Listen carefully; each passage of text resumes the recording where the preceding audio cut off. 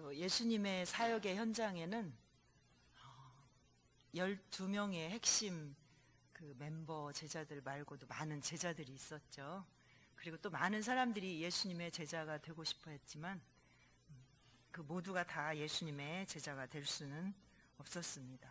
자, 오늘 말씀은 예수님을 따르고자 하는 사람들은 어떠한 자세를 가져야 하는지 우리에게 보여주고 계십니다. 자, 본문은 예수님께서 예루살렘을 향하여 가다가 그 길에서 있었던 이야기입니다.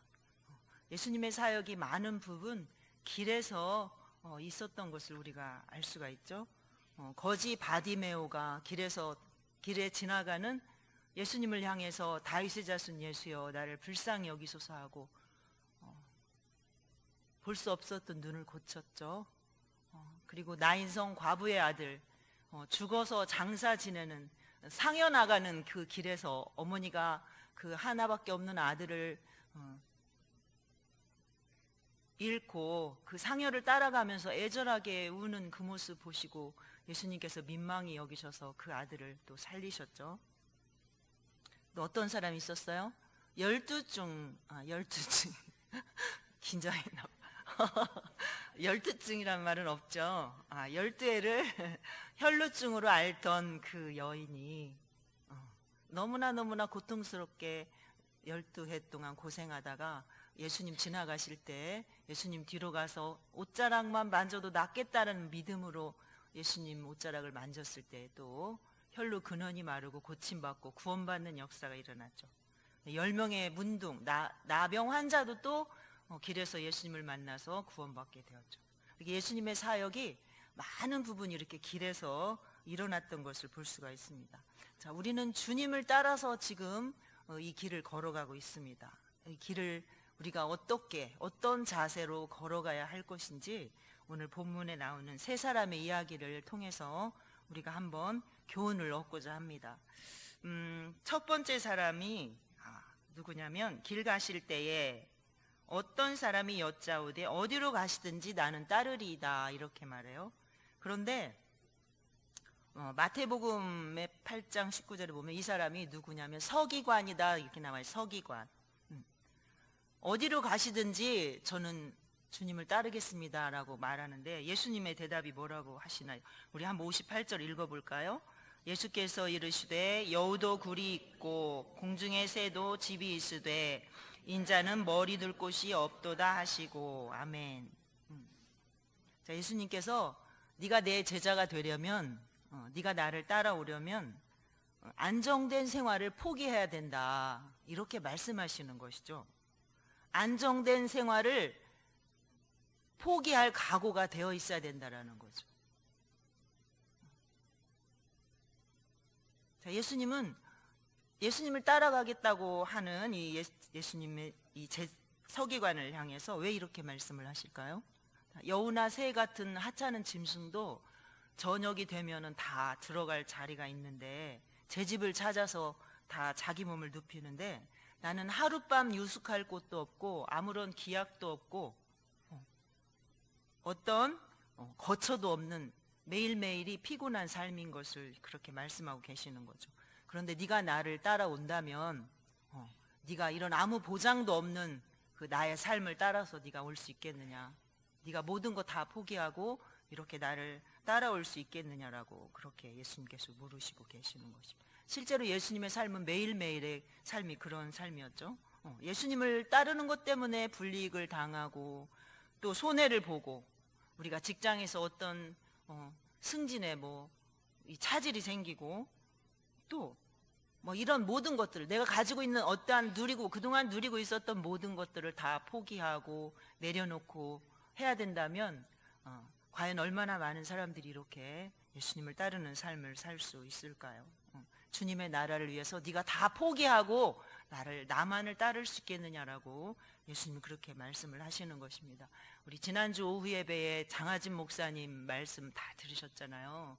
그 목사님 말씀 들으면서 너무 그 마음이 진짜 부끄럽기도 하고 너무나 감동되고 그 목사님의 삶이 어때요? 모든 걸 다 그 어떠한 것도 무슨 미래의 보장도 없고 그 어떠한 하나님께서 너를 내가 이렇게 해주겠다라는 그런 아무것도 없지만 오직 그 한 영혼 한 영혼의 영혼을 위해서 당신의 모든 것을 다 들여서 그렇게 헌신하고 그들을 살피고 그들을 살리려고 자신을 내던지는 그러한 모습을 보면서 너무 많이 그 감동이 되고 은혜가 되더라고요. 정말 우리가 주님을 따라 산다면, 우리가 예수님의 제자라면 정말 저런 각오와 저런 결단을 가지고 저렇게 우리가 정말 달려가야 되지 않을까라는 그런 생각을 많이 하게 되었던 시간이었습니다. 자, 두 번째 사람은 이제 누구일까요? 자, 또 다른 사람에게 나를 따르라 하시니 그가 이르되 나로 먼저 가서 내 아버지를 장사하게 허락하옵소서, 이렇게 얘기를 합니다. 예수님이 너는 나를 따르라 이렇게 말씀을 하시죠. 그러니까 내가 예수님을 따를 것인데 나로 먼저 우리 아버지를 장사하게 해달라고 이렇게 말하고 있죠. 자, 그런데 예수님이 또 뭐라고 대답하셔요? 우리 60절 읽어볼까요? 이르시되 죽은 자들로 자기의 죽은 자들을 장사하게 하고 너는 가서 하나님의 나라를 전파하라 하시고. 아멘. 자, 앞절에서는 첫 번째 사람은 자기가 자원해서 예수님의 제자가 되겠다고 했죠. 그런데 이 사람에게는 예수님께서 직접 너는 나를 따르라 이렇게 말씀을 하시네요. 예수님을 따르는 삶이 자발적인 경우도 있지만 이렇게 예수님의 명령에 의해서 예수님의 제자가 되기도 하죠. 예수님이 많은 12제자를 뽑을 때 다 예수님이 그렇게 명령하시고 하셨죠. 이 두 번째 사람에게는 예수님의 제자는 하나님 나라의 일에 최우선 순위를 두어야 된다라고 예수님 지금 말씀하고 계시는 것입니다. 자, 이 사람의 우선순위와 예수님의 우선순위가 확연히 다른 걸 알 수가 있죠. 자, 예수님은 이 사람은 내가 예수님을 따르겠습니다. 예수님을 따르겠다. 그런데 그보다 먼저 내 아버지를 장사하게 해주십시오. 이렇게 말하는 거죠. 근데 예수님은 너의 아버지, 너의 부친은 이미 죽은 너의 부친은 예수 안 믿는 사람들, 하나님을 믿지 않는 세상 사람들인 너의 친척이나 너의 가족들에게 장사라고 하고 너는 하나님 나라를 전파해라 이렇게 말씀을 하고 계십니다. 자, 이스라엘의 장례는 7일이나 되었고 그 또 부친의 장례는 교회의 어떤 절기보다도 더 그렇게 중요시했다고 합니다. 자, 그런데 예수님은 그러면 이런 예법도 모르시는, 무시하는 그런 분이실까요? 예수님께서 두 가지 의미로 대답을 하셨다고 볼 수가 있을 것 같아요. 자, 첫 번째는 복음을 전하는 일은 이미 죽은 사람의 장례보다도 훨씬 더 중요하고 시급한 일이라고 이렇게 말씀하고 계시는 것입니다. 자, 또 하나는 지금 이 사람의 아버지는 죽었을까요? 안 죽었을까요?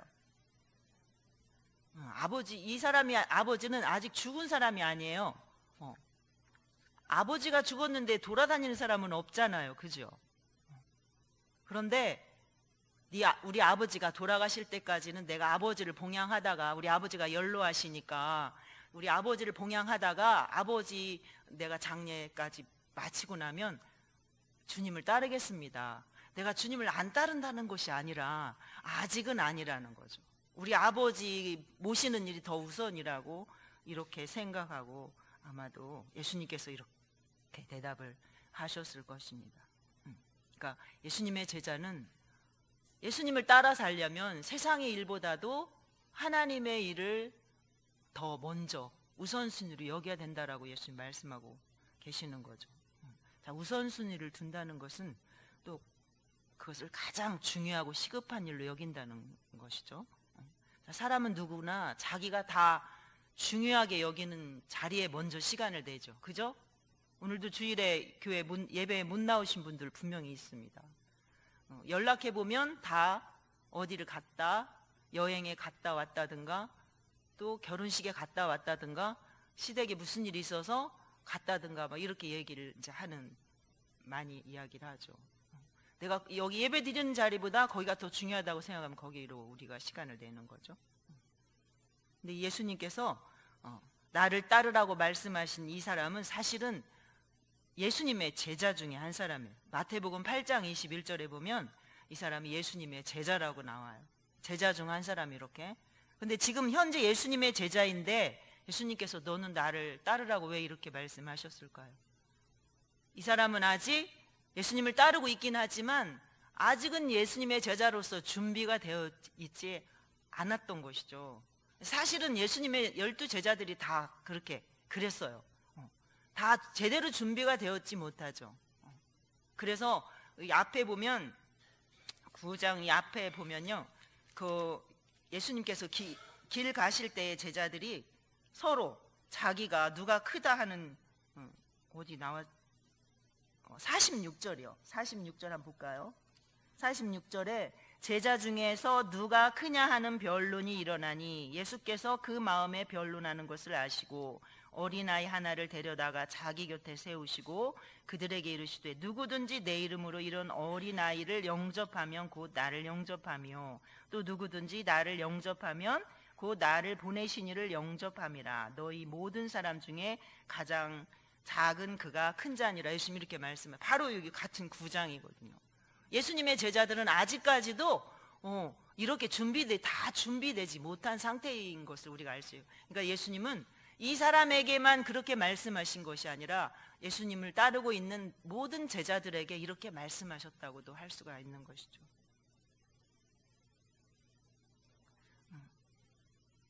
자, 이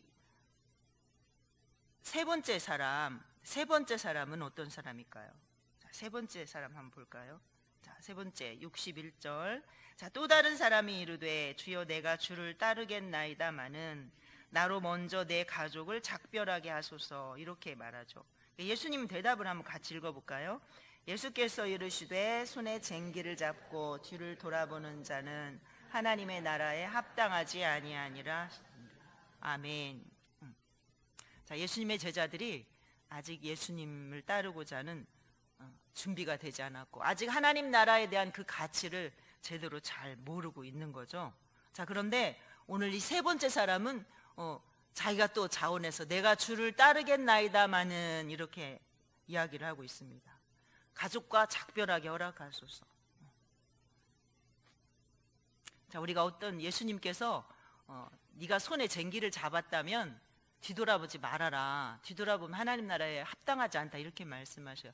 이거는 예수님께서 어떤 일을 하기로 결정을 하고 시작을 했다면 자기 결정에 대해서 후회하거나 그렇게 또 남의 눈치를 보거나 갈등하거나 하지 말라는 그 속담을 인용해가지고 지금 말씀하고 계시는 것입니다. 이스라엘의 그 속담인 거죠. 그러니까 예수님의 제자는 세상에 미련을 버리고 또 그런 버릴 수 있는 결단을 해야 된다는 것을 예수님께서 말씀하고 계십니다. 내가 제자가 되고는 싶지만 우리 가족과 작별할 시간을 주십시오. 이렇게 말하고 있는 거죠. 자, 예수님을 따르겠다고 하면서 이렇게 결단하지 못하면, 세상의 미련을 버리지 못하면 주님을 따를 수 없다는 것을 예수님 말씀하시는 거예요. 자, 이 사람은 예수님의 제자가 되고 싶기는 하지만 아직 그 확신이 없는 거죠. 확신이. 자, 이스라엘의 문화는 어떠한 작별을 하려고 한다면 그 친척들과 함께 몇 날 며칠 동안을 음식을 먹으면서 그 작별 인사를 했다고 해요. 자, 그럼 여러분 생각해 볼까요? 며칠 동안 같이 음식을 먹으면서 이렇게 잔치하듯이 작별을 하면 너 어디가? 뭐 때문에 집 떠나려고 해? 그런 얘기 나올까요? 안 나올까요? 당연히 나오겠죠.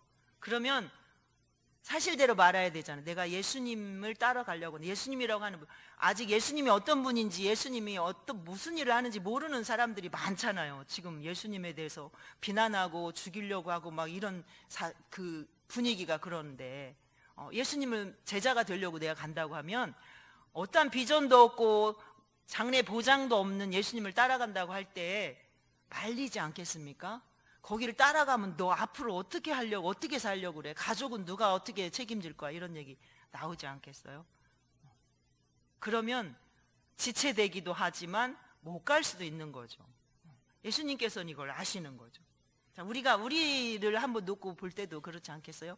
내가 정말 큰 꿈을 가지고 뭔가 내일 어떤 약속된 것이 있고 가능성이 있고 희망이 있는, 소망스러운 그러한 일을 위해서 집을 떠난다고 하면 얼마든지 축복해주고 잘하라고, 열심히 하라고 이렇게 해주지만 그러지 뭔가 이거 알 수 없는 뭐 별로 눈에 보이는 것도 없고 가능성도 없는, 눈에 보이는 것도 없는데 집 떠난다고 하면 다 말리는 거죠. 그러니 예수님께서 네가 그 미련을 버리지 못하고 이 작정하지 못한다면 너는 하나님 나라에 합당하지 않다라고 이야기하고 있는 것입니다. 가족들이 절대로 승낙할 리가 없죠. 자, 이 대목에서 누가 생각나세요? 저는 이 대목에서 제가 아브라함이 생각이 났어요. 아브라함이 하나님의 은혜로 100세의 아들 이삭을 얻지 않습니까? 그런데 그 너무나 귀하게 얻은 아들이기 때문에, 할아버지가 다 되어서 얻은 아들이기 때문에 너무나 그 아들을 키우면서 아들의 예쁜 짓 하고 아들과 그 알콩달콩 하면서 그 지낼 때 하나님과의 관계가 어떻게 될까요? 좀 소원해졌겠죠. 하나님과 가깝게 지냈던, 하나님과 그렇게 밀착되어 지냈던 아브라함도 아들이 생기니까 아들의 그 이쁜 모습을 보면서 그 아들에게 어느 마음이 다 빼앗겼을 때에 하나님께서 청천벽력 같은, 날벼락 같은 그런 명령을 하시죠. 너는 네 아들 이삭을 데리고 모리아 산으로 가서 네 아들을 번제로 바쳐라. 이렇게 하나님의 명령이 떨어집니다. 이건 아브라함이 볼 때는 충격적인 요구죠. 그런데 아브라함은 어떻게 하나요? 하나님의 명령이 떨어지자 아들과 함께 두 종을 데리고 모리아 산을 향해서 3일 길을 걸어갑니다. 그리고 아내와 아무런 상의도 않고 가죠. 그리고 두 종을 놔두고 산으로, 번제 드릴 장소에 가까이 가서는 여기 있어라, 내 아들 데리고 예배 드리고 오겠다라는 말만 하고 갑니다. 성경 어디에 봐도 아브라함이 아내와 상의했다는 말이 있어요, 없어요? 없어요. 이 이삭은 아브라함의 아들만이 아니죠. 자기 아내의 아들이기도 하잖아요. 어쩌면 아버지보다도 이 정말로 귀하게 얻은 아들에 대한 그 애틋한 마음은 아버지보다도 엄마가 더 했을 것입니다. 보기도 아깝고, 우리 귀한 아들들 보려면 그렇게 말하잖아요. 보기도 아깝고 눈에 넣어도 아프다? 안 아프다, 이렇게 말하잖아요. 그런데 그런 보기도 아깝고 눈에 넣어도 아프지 않을 그 아들을 낳아준 자기 아내에게 한마디 상의하지 않고 길을 떠납니다. 자, 상의했다면 아내가 그 아들을 내 아들 태워서 죽이라고 보냈을까요? 그 두 종에게 말했다면 그냥 가서 그 주인의 아들 잡아서 번제로 드리라고 그냥 놔뒀을까요? 장정들 2명이나 되는데 절대로 그럴 리가 없죠. 아브라함은 왜 그랬을까요? 왜 상의하지 않았을까요? 상의해 봐야 결과가 뻔하니까. 하나님 말씀을 절대로 순종할 수 없기 때문에. 그래서 아브라함은 아무에게도 상의하지 않고 오직 아들을 그렇게 하나님 앞에 번제로 데리고 가기로 했던 거죠. 아브라함이 이미 자기 마음에 결단을 했기 때문에 얘기해봐야, 상의해봐야 소용이 없는 일이라고 생각하니까 상의할 수가 없는 것이죠. 주님이 말씀하신 일을 누군가와 상의한다면 아직 그것은 나에게 결단이 서지 않았다는 것을 말해주고 있는 것입니다. 우리가 예수님의 제자가 되려면 세상 일에 대한 미련을 버리고 결단을 해야 되는 거죠. 자, 이 말은 예수님의 제자가 되기 위해서는 즉시 순종해야 된다는 말이기도 합니다. 예수님이 말씀하실 때 즉시 순종하지 않으면 결단하기 어렵고, 즉시 순종하지 못하면 주님을 따라서 그 험한 제자의 길을 갈 수가 없는 것이죠. 제가 경험했던 저의 얘기를 잠깐 한다면, 제가 오랫동안 한 3, 4년을 앉아서 앉은뱅이로 살았었잖아요. 그리고 하나님의 은혜로 제가 이제 일어나서 걷기 시작을 했습니다. 하나님께서 저에게 너는 사역자가 되라고 저에게 그런 말씀을 하셨어요. 그런데 저는 정말로 자신이 없어서, 그리고 그건 아무나 할 수 있는 일이 아니라고 생각했기 때문에, 나같이 부족한 자가 어떻게 그 일을 할 수 있을까. 그리고 그때는 아직 제가 어떠한 판단력이나 이런 하나님께서 말씀하시는 것이 얼마나 중요한 것인가, 그 명령에 순종해야 되는 것이 얼마나 중요한 것인가를 잘 몰랐기 때문에 제가 혼자서 어떻게 결단을 할 수가 없었어요. 그래서 제가 이렇게 따르던 어떤 분에게 상의를 했어요. 그랬더니 네가 일어난 그대로, 안진뱅에서 일어난 그대로 전하면 되지 무슨 신학교냐, 이렇게 얘기를 하길래 저는 할렐루야 했어요. 왜냐하면 너무나 제가 결정할 수 없는 힘들고 무거운 일이었기 때문에 안 해도 된다고 생각하니까 그냥 감사하고 그냥 자유로웠어요. 그런데 얼마 있다가 저는 다시 또 주저앉아서 한 1년 정도를 그렇게 또 앉아서 그렇게 지내야 했습니다. 그러니까 그 텀이 한 5년은 된 거예요. 하나님 말씀하시고 제가 다시 일어나기까지 한 5년이 걸린 거죠. 저는 즉시 순종하지 못하고 제가 결단하지 못한 것 때문에 5년이라는 시간이 그냥 지나갔습니다.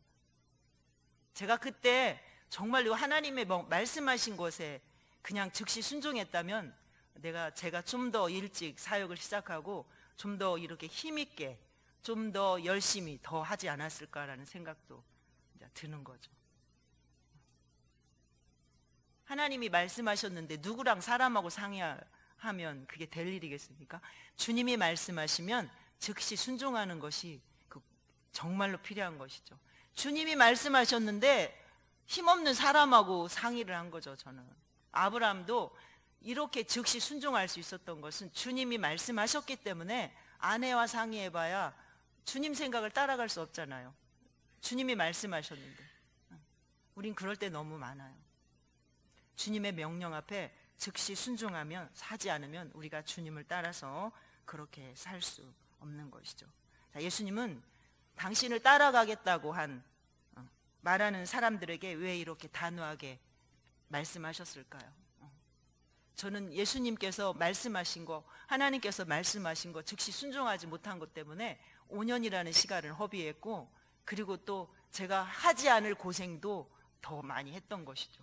그래서 제가 다시 주저앉았을 때 주님 저에게 다시 한번 일어나 걸을 수 있게 하신다면 제가 순종하겠습니다라고 하나님 앞에 회개하고 그렇게 다시 일어났을 때 결단하고, 그래서 오늘 이 자리에 제가 있습니다.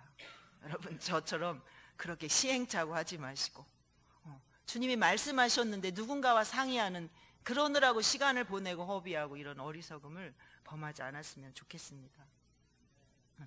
자, 예수님께서 제자의 길은 이렇게 예수님이 겪는 고난을 제자들도 똑같이 겪어야 하기 때문에 결코 순탄치 않은 길이기 때문에 예수님께서는 이렇게 그럴 각오와 결단이 서지 않으면 주님을 따라갈 수 없다라고 말씀을 하고 계십니다. 우리 10장 한번 볼까요? 10장 이어서 바로 나오는 10장의 말씀에 보면 예수님께서 70명의 전도대원들을 보냅니다. 그러면서 예수님께서 말씀을 3절 하면 한번 읽어볼까요? 3절 시작. 갈지어다 내가 너희를 보냄이 어린 양을 이리 가운데로 보냄과 같도다. 어린 양을 이리 가운데로 보내는 것처럼 예수님의 마음이 이렇게 염려가 됐어요. 왜냐하면 복음을 전하는 일이 이렇게 너무나도 쉽지 않은, 순탄치 않은 길이기 때문에 예수님께서는 너희들이 나를 따라오려고 한다면, 내 제자가 되고자 한다면 너희들이 이런 모든 것 다 포기하고 나를 결단하고 나를 쫓아와야 된다. 이렇게 말씀을 하고 계시는 것입니다. 예수님의 제자들이 예수님을 따라갈 때 모두가 다 그렇게 준비되어 있지는 않은 완벽한 사람들이 아니었어요. 자, 예수님을 통해서 가장 큰 영광을 얻기를 바랐고, 또 그것이 물거품이 되어버렸을 때 모두가 뿔뿔이 흩어져서 예수님을 떠나버리기도 했지만, 자기 길로 가기도 했지만, 예수님 부활하시고 승천하신 후에 모두가 예수님이 겪은 고난을 마다하지 않고 똑같이 겪으면서 그 복음을 위해서 자신을 다 드렸습니다. 자, 예수님의 제자로 사는 동안에 세상 가치를 따라서 살지 않고 또 세상의 그 어떤 미련도 가지지 않은 채 예수님이 가신 그 고난의 길을 제자들이 끝까지 갈 수 있었던 것은 하나님 나라의 그 복음을 전하는 것이 너무나도 엄중하고 또 시급한 일이었고 가장 가치 있는 일이라는 것을 제자들이 알았기 때문에 그 길을 그렇게 갈 수가 있었죠. 그래서 예수님은 이 제자의 조건을, 너희가 나를 따르려고 한다면 너희는 이렇게, 너희 자신 아무것도 내가 보장되지 않았는데도, 너희 장래가, 미래가 아무 보장이 안 됐어도 나를 따라올 수 있겠느냐. 너희가 나를 따르려면 이 모든 고난도 다 같이 겪어야 되는데 준비가 되었느냐라고 예수님이 이렇게 까다롭게 말씀을 하시는 것입니다. 자, 오늘 본문에 나오는 그 세 사람의 이야기는 예수님을 정말로 따르고자 하는 마음이 이들에게 다 있었어요. 그죠? 그런데 예수님을 따라가겠다고 했지만 한 가지의 걸림돌들이 다 있었던 것을 볼 수가 있습니다. 예수님의 삶이 너무나 좋고 훌륭하고 정말로 따라가고 싶은 그 길이었지만 그 한 가지의 걸림돌들이 이들을 제자로서 살 수 없게, 따라갈 수 없도록 그렇게 했던 것을 볼 수가 있습니다. 자, 오늘 우리가 주님을 따르는 길에 어떤 걸림돌들이 있을까요? 첫 번째 사람처럼 주님의 일을 하느라고 내 일을 못하더라도, 주님의 일 때문에 내 일을 못하면 누가 내 삶은 책임져 줄까? 누가 내 미래는 보장해 주나? 그래서 주님을 따를 수 없다라고 생각하고 있지는 않습니까? 자, 두 번째 사람처럼 내가 주의 일을 안 하겠다는 게 아니라 지금은 내가 할 일이 많이 있으니까 이 일 다 끝나고 나면 그때는 얼마든지 주님의 뜻에 따라가겠습니다. 이러지는 않고 계신가요?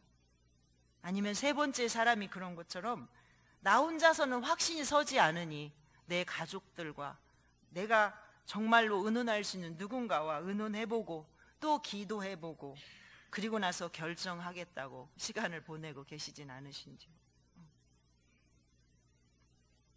여러분, 오늘 예수님의 제자가 되고자 했던 이 세 사람의 이야기를 보면서 나에게서 제거돼야 될 문제는 어떤 것인지 우리가 한번 살펴보면 좋겠습니다. 우리가 가는 이 길에서 예수님을 모두가 다 볼 수 있기를 바랍니다. 그리고 주님 앞에 서는 그날에 우리가 다 부끄럽지 않은 모습으로 우리 모두가 다 주님 앞에 그렇게 섰으면 하는 것이 저의 오늘 말씀을 전하면서 여러분에게, 저와 여러분에게 간절히 원하는 것입니다. 주님을 여러분 따라가길 원하시죠? 자, 오늘 말씀하신 주님의 말씀을 꼭 기억하시면서 우리가 주님 나라의 가치를 더 소중하게 여긴다면, 거기에 가치를 두고 우리가 산다면 우리가 힘들고 어렵지만, 때로는 힘들고 때로는 포기하고 싶지만 주님 말씀하신 그것을 기억하면서 우리도 그 길을 따라서 한 걸음씩 걸어갈 수 있을 것을 믿습니다.